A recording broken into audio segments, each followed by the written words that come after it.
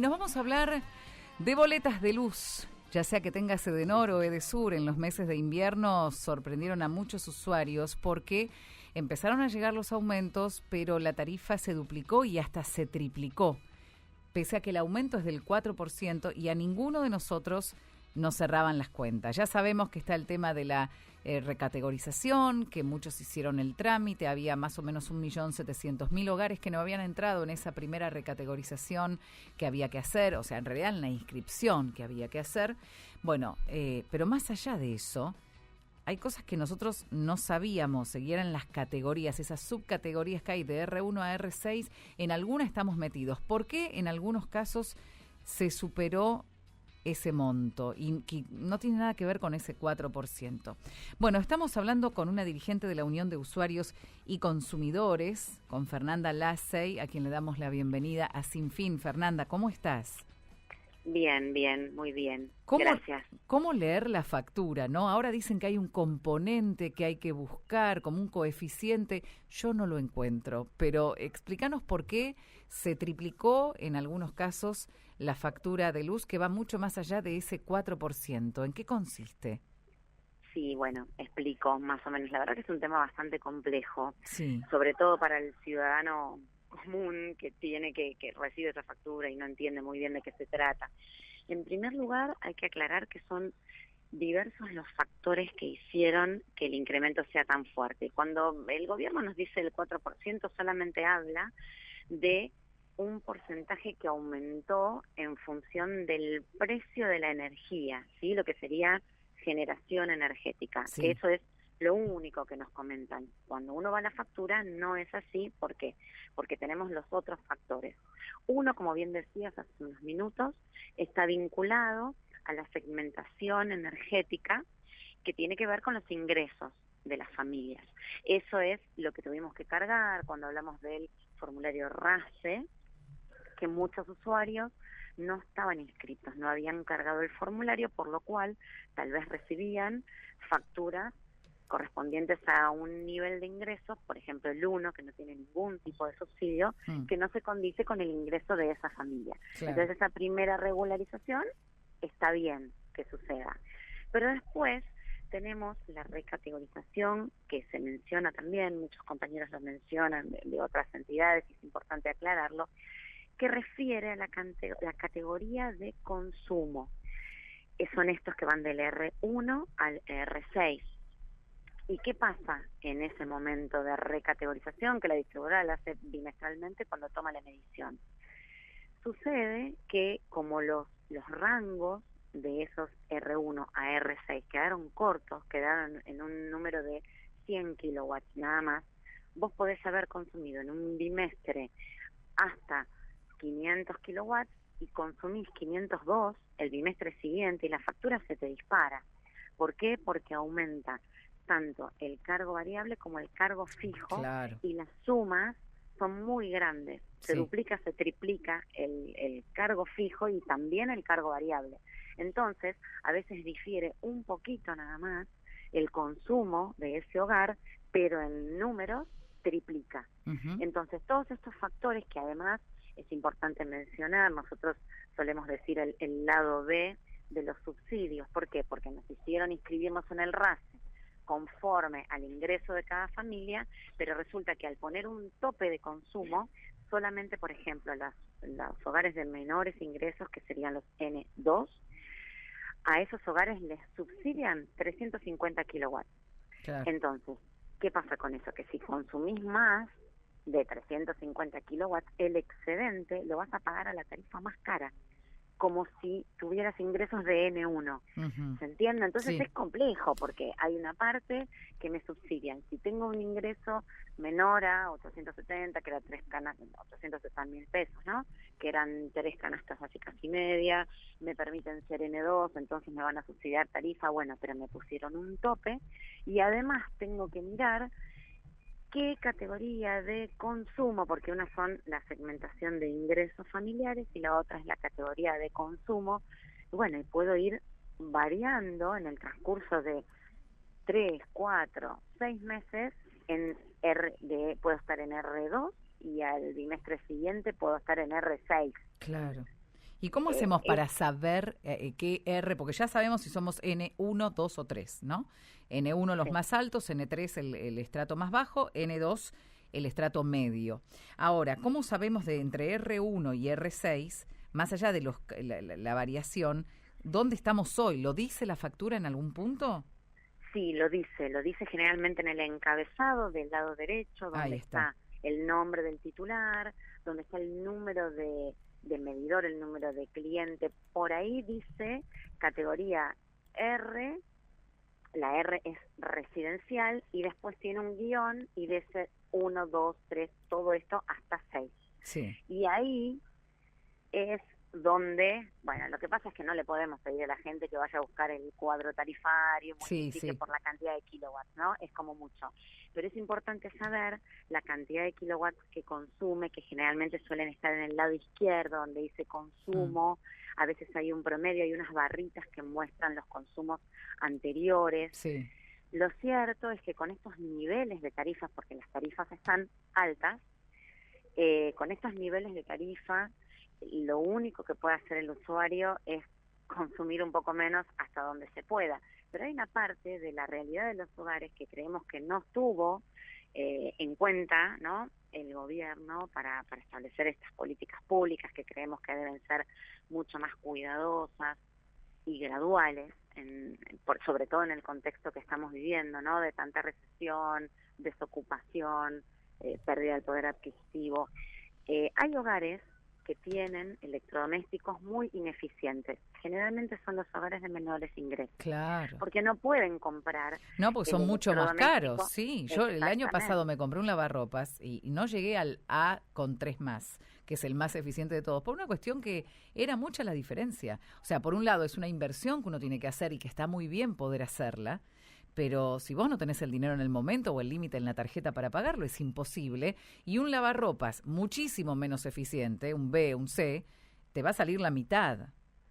Exactamente, es eso. Entonces sucedió en este invierno, que por eso se dispararon muchísimas facturas en muchos hogares, que si vos calefaccionás, por ejemplo, con una estufa de cuarzo o con un caloventor, esos consumen muchísimo. Tenés un consumo promedio de 1000 kilowatts.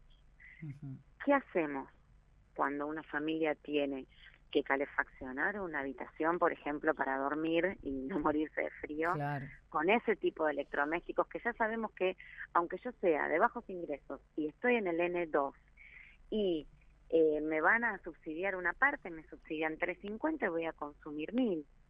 ¿Cómo hacemos con eso? Uh-huh. Es bastante complejo. Y ahora lo que hablabas del coseno phi es una energía reactiva. Sí. Es algo, esto sigue agregando complejidad, pero llevemos tranquilidad, sobre todo a los usuarios residenciales monofásicos, porque no rige para ellos. Lo que sucedió es que hubo una serie de resoluciones que los incluían en esta exigencia, y eso se modificó con una resolución que salió hace 2 días, que derogó las anteriores y unificó el criterio.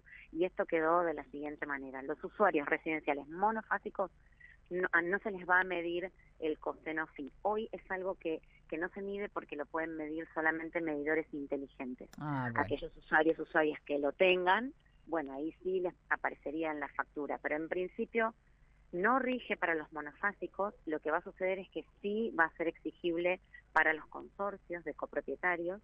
Las distribuidoras van a ir colocando o van a ir realizando mediciones de este tipo de energía reactiva, y cuando verifiquen que no están dentro del estándar obligatorio en la norma, recién ahí los van a notificar y les van a dar 60 días para readecuar la red eléctrica. Pero es algo que va a ser paulatino, solamente para los consorcios, lo que es propiedad horizontal, y no rige para el usuario residencial monofásico, que era la preocupación inicial que teníamos desde las asociaciones y lo planteamos en el ENRE. Claro, sí, porque encima, viste, entre que es complejo el tema, te suma más complejidad. Ahí vi en mi factura a dónde está el tema del abajo de lo que es el domicilio, sobre el margen derecho, ahí tenemos todo lo que vendría a ser, ¿no? Tarifa T1, R1, bueno, cada uno tendrá. Te hago otra consulta, Fernanda. ¿Era necesario, las personas que ya se habían inscrito, ¿no? Estaba como la gran duda, ¿Se tenían que recategorizar si ya estabas inscripto en el RACE? Algunos que quisieron hacerlo les decía que no les permitía modificar. No, justamente, si vos ya habías hecho tu inscripción en el RACE con los datos correctos, no había que recategorizarse. Bien. Lo que decían que fue una confusión terrible, y que nosotros salimos ahora la semana pasada informándole a todas las personas usuarias que sigue abierto el RACE, porque eso nos reconfirmaron los funcionarios cuando la confusión, o sea, se había puesto una fecha de vencimiento, Sí. Entonces todos creíamos que después no podías inscribirte. Bueno, la respuesta es no. Venció esa inscripción solo para aquellas personas usuarias que fueron migradas al N2 porque contaban con una tarifa social del esquema anterior. ¿Qué sucede? Cuando comienza la segmentación energética, ya por el año 2022, se empiezan a armar estos esquemas de ingresos familiares en N1, N2 y N3. Hubo usuarios que por ser beneficiarios de la tarifa social, automáticamente pasaron a estar en N2. ¿Qué sucede? Querían regularizar a esos usuarios, porque eran personas que no habían cargado el formulario. Se informó de manera deficiente, sí, incompleta, confusa, muy confusa.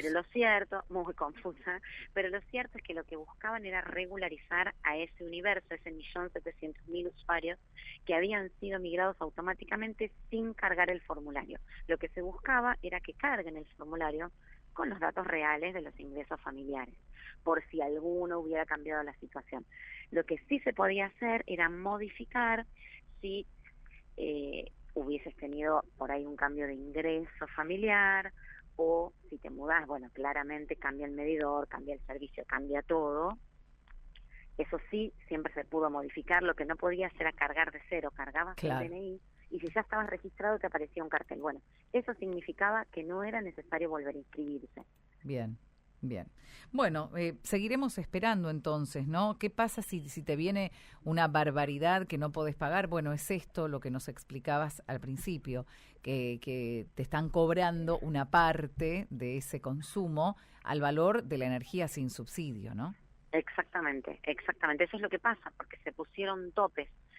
Y la verdad es que el panorama es desalentador, porque las autoridades nos dicen que esto va a seguir aumentando, que el precio de la energía todavía está fuertemente subsidiado. La verdad es que no comparto demasiado esa mirada. Ellos hablan sobre el porcentaje que todavía está subsidiado respecto a la generación energética, pero lo que es transporte y distribución no tiene ningún tipo de subsidio. Y además se van a continuar aplicando, en línea con el índice de precios al consumidor, incrementos tarifarios. Sinceramente desconocemos cómo van a ser las personas usuarias para pagar los servicios públicos domiciliarios, porque se vienen momentos bastante difíciles. Y además nos dicen que la red, por supuesto, está en pésimas condiciones y que puede haber cortes de electricidad específicamente. Nos preguntamos qué pasó con las inversiones que tenían que hacer cuando hubo un tarifazo entre 2016 y 2019, porque argumentan que en el último tiempo hubo tarifas congeladas, pero creemos que no está bien ese argumento, primero porque desde el 2022, que comenzó la segmentación energética, se aumentaron las tarifas, y segundo, porque hubo que invertir en el periodo 2016 y 2019, que hubo bastante tarifa también, que estuvieron los tarifazos del gobierno de Cambiemos.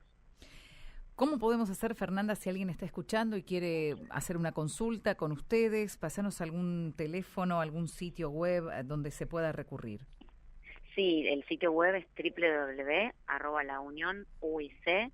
Estamos también en Instagram, en Facebook, La Unión UIC, y ahí nos pueden consultar, nos pueden enviar mensajes. @La Unión UIC es, repito, el Instagram, y www.launionuic, la página web. Ahí está, Unión de Usuarios y Consumidores. Fernanda, muchísimas gracias por tu tiempo, por tu explicación. Entendí un montón ahora y bueno, seguiré revisando mis consumos, básicamente, ¿no? Ojalá pudiéramos todos tener esos electrodomésticos eficientes. deberíamos tener acceso al crédito, ¿no? Un buen salario y acceso al crédito.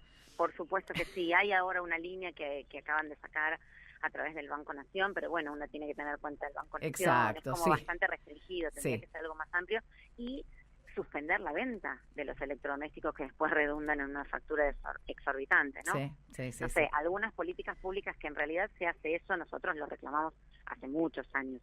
Siempre le pedimos a las diferentes autoridades que hay que hacer campañas fuertes de difusión desde el Estado Nacional, por supuesto, para ir hacia una mayor eficiencia energética, un menor consumo, pero así de la noche a la mañana no se puede conseguir. No, la verdad que no.